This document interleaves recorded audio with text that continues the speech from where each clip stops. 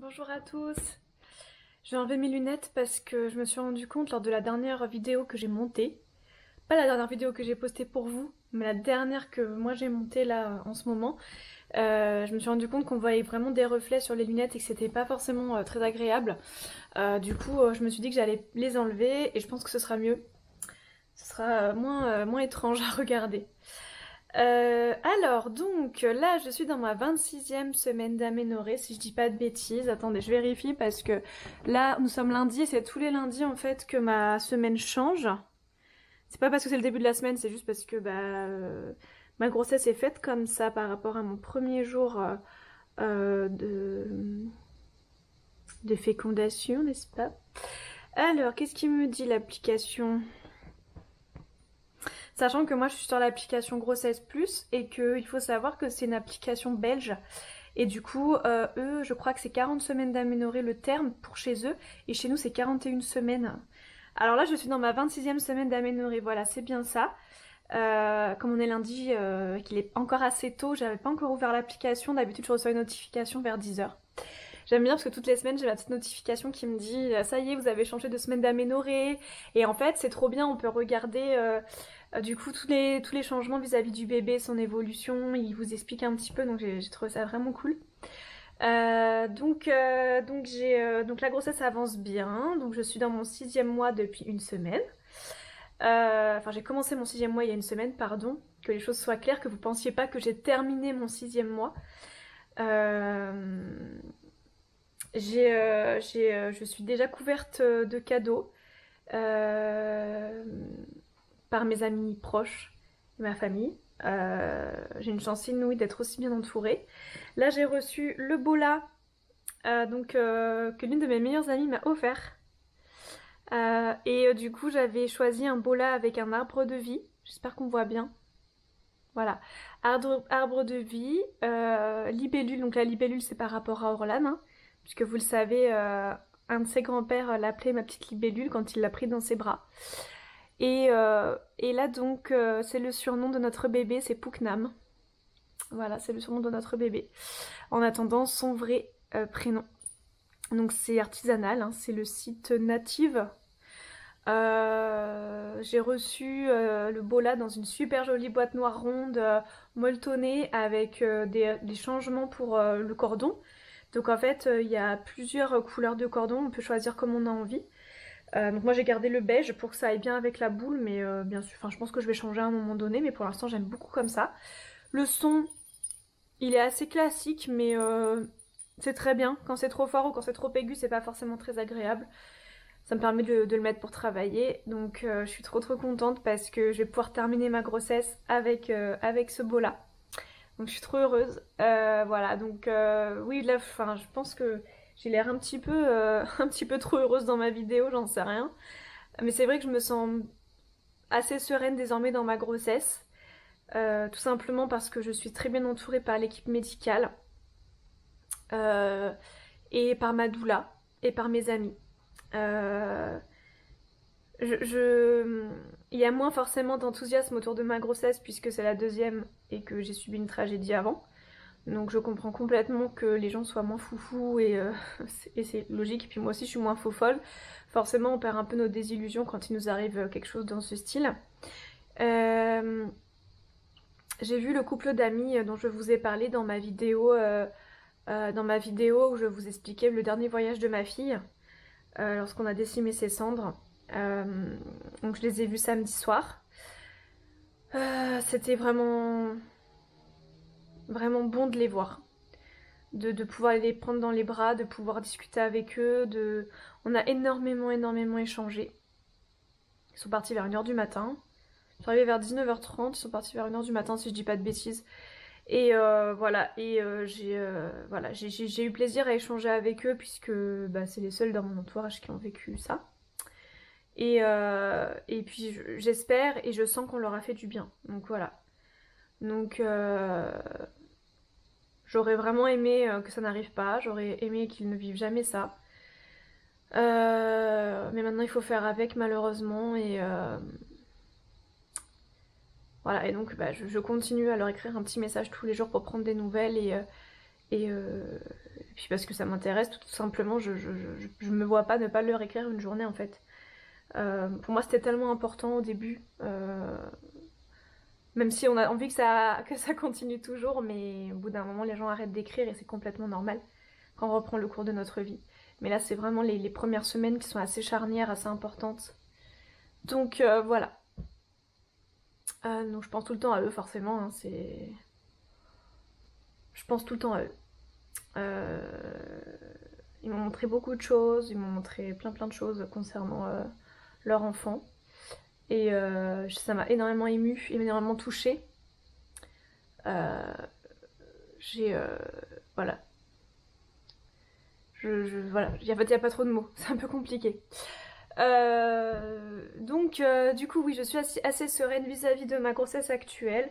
J'ai enfin rencontré la gynécologue qui va m'accoucher, enfin, qui va me faire ma césarienne programmée. Tout comme la sage-femme, elle est géniale. Un peu moins, comment dire, enthousiaste, parce que c'est une médecin, hein, donc je pense que voilà, c'est pas exactement la même chose. Mais en tout cas, très gentille, très agréable. Donc, elle m'a proposé. Donc elle m'a expliqué que la césarienne programmée serait à 39 semaines d'aménorrhée. J'aurai la date exacte début août, normalement, pour la césarienne. Elle m'a proposé également de me faire hospitaliser une semaine avant la césarienne programmée afin d'être rassurée, puisqu'il faut savoir que donc Orlan est décédée à 38 semaines d'aménorrhée et 4 jours, et que là, la césarienne sera à 39 semaines d'aménorrhée. Et peut-être quelques jours. Donc, comment dire que j'ai peur de beaucoup stresser à la date anniversaire de la mort et de la naissance de ma fille. Donc, quand elle m'a proposé ça, j'ai trouvé ça génial. Et après, avec le recul, je me suis dit, alors peut-être pas une semaine, hospitaliser une semaine, ça me paraît énorme. Mais peut-être, voilà, peut-être 3 jours en fait. 3-4 jours à partir peut-être de 38 semaines et 3 jours. Voilà. Parce qu'une semaine entière, j'ai peur de me faire chier, de péter un plomb en fait à l'hôpital. Et puis je sais que voilà, mon mari il aime pas du tout l'hôpital et tout ça, donc je pense que ça risque d'être un petit peu trop compliqué pour lui à vivre aussi. Puis lui il rentrerait toutes les nuits donc pour dormir, donc bon, toute seule à l'hôpital, voilà. Donc je sais pas, je suis en train de réfléchir, peut-être qu'en fait ce sera nécessaire, peut-être que psychologiquement je serai pas prête à attendre. Peut-être que j'aurai besoin d'être suivie pour que psychologiquement je pète pas un câble. On verra bien, voilà. Donc j'ai trouvé ça génial qu'elle me propose ça. Elle m'a également proposé un monitoring une fois par semaine. Donc là, dans 2 jours, j'ai une sage-femme qui vient pour la première fois et elle viendra toutes les semaines pour me faire le monitoring. Donc ça, j'avoue que par contre, ça, j'ai trouvé ça génial qu'elle me propose ça. Et j'ai accepté. Et franchement, ça par contre, ça va beaucoup me rassurer puisque là, on est dans les phases où ça y est, le bébé bouge beaucoup.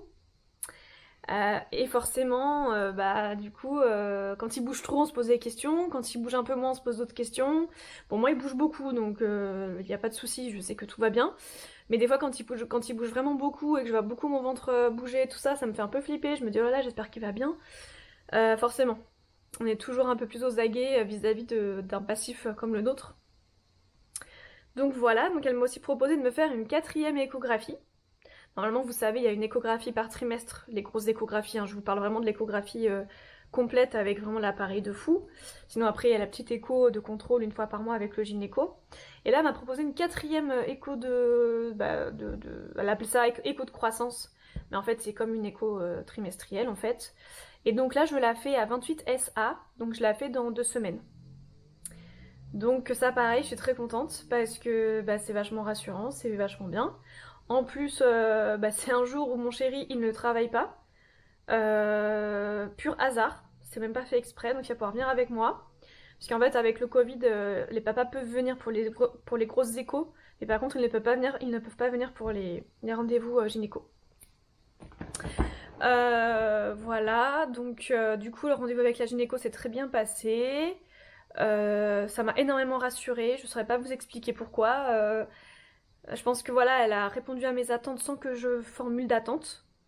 J'ai pas du tout montré que... J'ai pas montré de tristesse, j'ai rien montré. J'ai juste expliqué mon passif pour la 1000e fois, puisque c'est encore une nouvelle personne que je rencontre. J'ai tout expliqué et en fait, là, l'hôpital où je suis actuellement, ils sont vraiment... C'est un hôpital pour lequel j'avais des réticences, alors qu'en fait, j'aurais pas dû du tout, parce qu'ils sont vraiment top. que ce soit la sage-femme ou la gynéco, pour l'instant j'ai eu que des gens géniaux.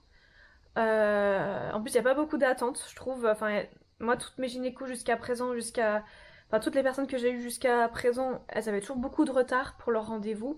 Et là pas du tout en fait. Là il y avait peut-être un quart d'heure quoi, c'est rien du tout. Enfin, vraiment donc du coup moi ça me... Voilà, disons que avec la chaleur et tout, je suis pas trop fan d'attendre dans les salles d'attente. Donc j'étais vraiment... Enfin vraiment il y a tout qui allait bien en fait, il y a tout qui était parfait. Voilà. Qu'est-ce que je voulais vous dire d'autre? Donc les symptômes. Alors ils m'ont mis sous fer parce que j'avais pas une réserve de fer énorme. Voilà. Et ils étaient pas sûrs de me le mettre. Ils m'ont dit bon on vous le met quand même. En plus voilà. Vous mangez pas de viande et tout ça donc ce sera quand même mieux. Et je supportais bien jusqu'à il y a 3-4 jours. Et là bah, j'ai des petites remontées. Et je sais que c'est quand je le prends. Ça me le fait pas le reste du temps. Et puis pareil problème bah, intestinaux quoi. Donc du coup, faut que je trouve une solution parce que bah, je peux pas rester sans faire. Et en même temps, bah, je peux pas passer ma vie aux toilettes, si vous voyez ce que je veux dire. Voilà, moi j'ai pas de tabou, vous le savez, je parle de tout. Et de toute façon, je trouve ça important. Et voilà, donc le fer, il n'y a pas tout le monde qui le supporte. Pourtant, je le prends bien au milieu du repas, comme c'est stipulé, tous les matins au milieu du repas. Je mange bien le matin, donc logiquement, ça devrait pas poser de soucis. Mais bon, c'est comme ça. Voilà. Donc sinon, bah, le ventre, je trouve qu'il est énorme. Je vais vous le montrer. Voilà. Donc j'ai pas l'impression d'être enceinte de 6 mois. J'ai l'impression d'être enceinte de 7-8 mois. Voilà. Alors peut-être que vous, ça vous choque pas. Peut-être que vous trouvez ça normal. Je sais que pour un deuxième enfant, le ventre se voit plus. Mais bon, là quand même... je me rappelle pas que j'étais aussi grosse pour Orlan à 6 mois. Après, bon, bah c'est intéressant parce que chaque grossesse est différente. Je suis peut-être un petit peu moins mobile que pour ma première grossesse aussi. Pourtant, je fais du yoga. Alors, en fait, je fais une fois sur deux. Je fais un matin yoga prénatal, l'autre matin fitness prénatal. Parce que je veux rester musclée. Je veux pas devenir un légume. En plus, on est beaucoup moins musclé enceinte. Et en plus, avec la chaleur. Donc, je fais ça le matin au réveil. Parce que là, chez nous, dans le sud, il fait très chaud. Ça y est, là, c'est un peu la canicule. Donc c'est un petit peu l'angoisse, hein. Donc je me dis encore 3 mois, parce que là on est fin juin. Donc je me dis, ma césarienne programmée elle est fin septembre. Je me dis, bon, plus que 3 mois pour rencontrer mon bébé. J'ai trop hâte de le rencontrer et en même temps, avec cette chaleur, je me dis comment je vais faire encore pendant 3 mois. En plus là mon congé maternité commence dans 2 mois. Comment je vais faire? Je ne sais pas. Je ne sais pas comment je vais faire. J'avoue là ça va être un petit peu... ça va être dur. Je dis pas que je vais pas y arriver, je sais que je vais y arriver, mais ça va être dur. Donc heureusement j'ai tout ce qu'il faut, voilà, j'ai mon fer, j'ai mon aspirine que je prends tous les soirs pour éviter de refaire une thrombose placentaire comme j'avais fait pour Orlan. Voilà, je mange super équilibré, je fais mon petit sport et tout ça, donc voilà. Mais la chaleur, j'avoue, comme pour Orlan, ma fin de grossesse était en hiver, ça se passait super bien. J'étais au frais tout le temps. Mais là, en plus on a souvent chaud quand on est enceinte. Franchement, là c'est le premier jour où j'ai chaud et je me dis, encore 3 mois comme ça? Ça va être chaud, mais bon. Donc lors de mon rendez-vous de vendredi dernier avec ma gynéco que j'ai rencontrée, donc le bébé bougeait bien, le cœur battait bien, il n'y avait pas de soucis. Elle a essayé de voir si le cordon ça allait, a priori il n'y avait pas de tour de cordon autour du cou. Mais bon le cordon comme vous le savez, ils ont beaucoup de mal à aller voir à l'écho. Voilà, elle a vraiment été top. Et donc ma doula que j'ai vue vendredi après-midi. Donc ma doula qui est arrivée, donc en fait je lui avais donné mon projet de naissance de césarienne programmée, puisqu'on peut faire des projets de naissance même pour une césarienne, sachez-le. Il y a plein de choses que vous pouvez demander et faire.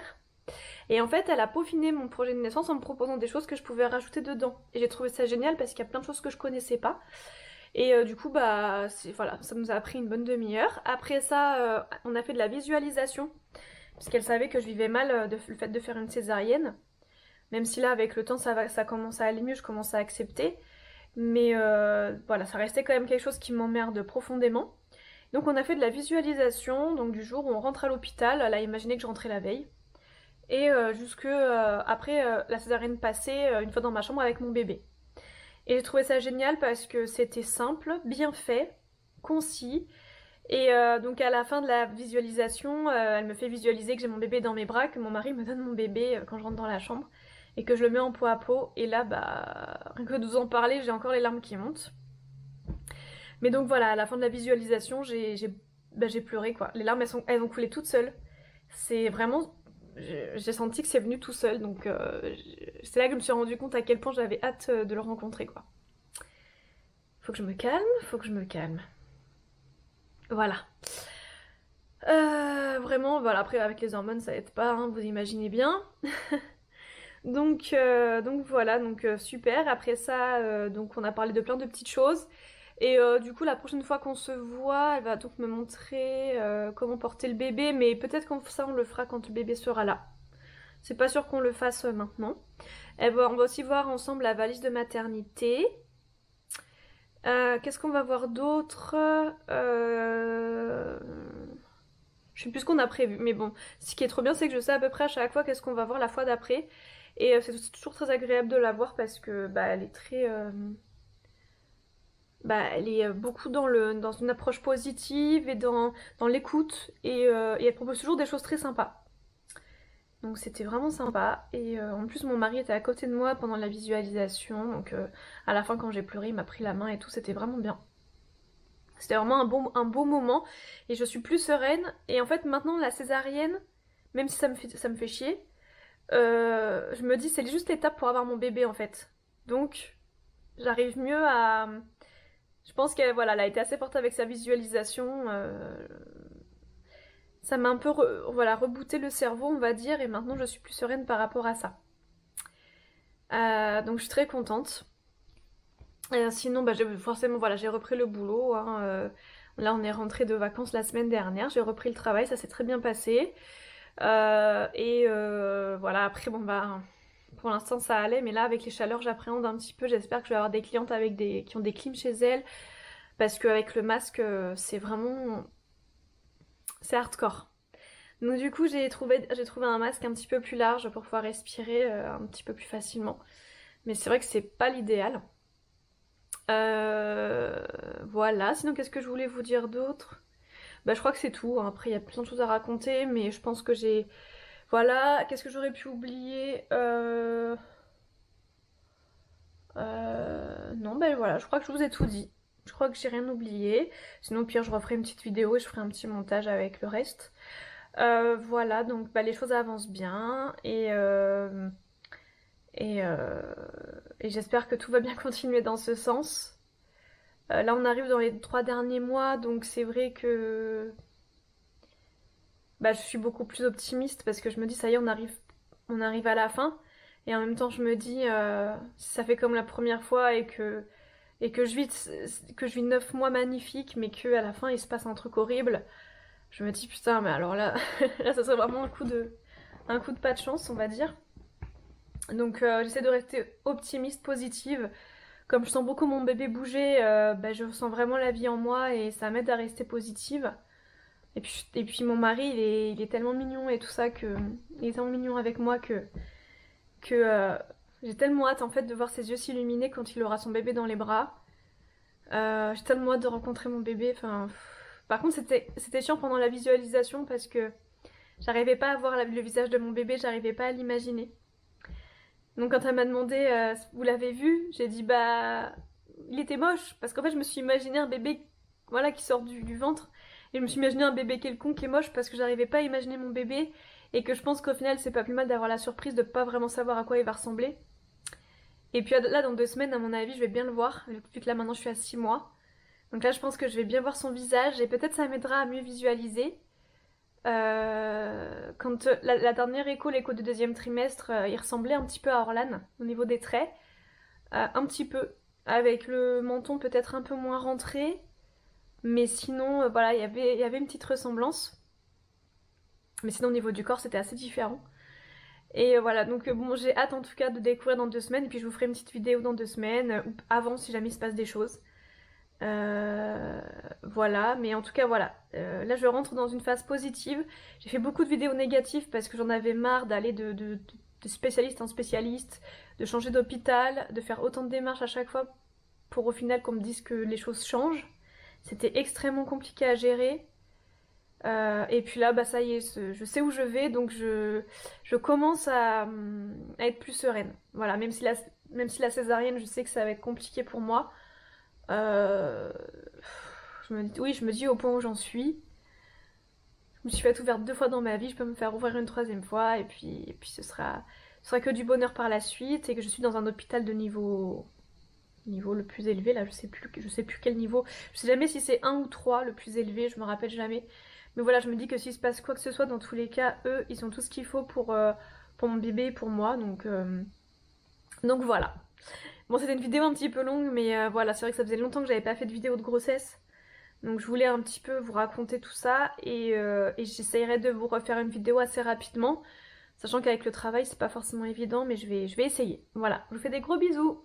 À bientôt.